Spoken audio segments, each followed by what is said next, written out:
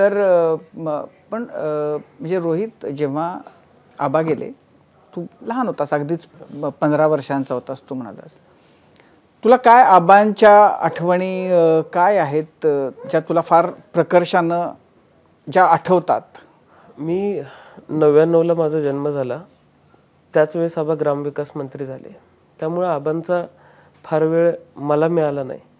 माझे दोन्ही चुलतेच आमचं सगळं आपली जॉईंट फॅमिली आणि त्यामुळे दोन्ही चुलते सगळे बघायचे. मला एक सुरुवातीपासून सवय होती, मला काही हवं असेल किंवा काही नको असेल तर ते मी चुलत्यांकडेच बोलायचो. मी आबांना फार घाबरायचो. म्हणजे मी आता खरं सांगायचं म्हणलं तर ज्या दिवशी आबा अंजनीला येणार असायचे, आबा शनिवारी आणि रविवारी यायचे.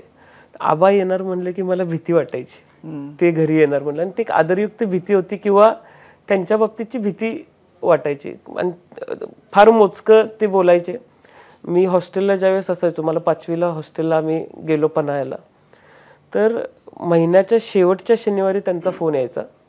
आणि तो शेवटच्या शनिवारी एवढ्यासाठी यायचा की दुसऱ्या आठवड्यात आमचे परीक्षा झालेल्या असायच्या आणि शेवटच्या आठवड्यात निकाल आलेले असायचे.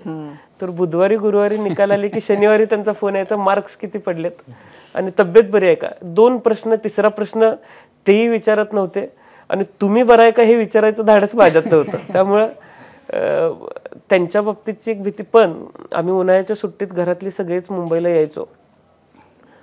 तर संध्याकाळी आम्ही आलेलो असायचो म्हणून ते कॅरम खेळायला आमच्याबरोबर यायचे. 9-10 वाजता ते कॅरम खेळायचे.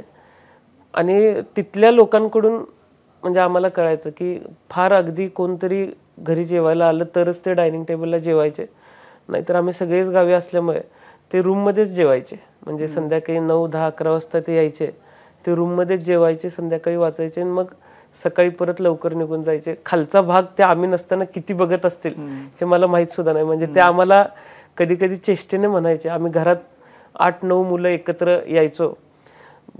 10 महिने सगळ्यात कमी बिल माझ्या बंगल्याचं असतं आणि तुम्ही 2 महिन्यासाठी येताय आणि सगळ्यात जास्त बिल माझं होतंय असं ते म्हणायचे. पण त्या आठवणी फार वेगळ्या होत्या.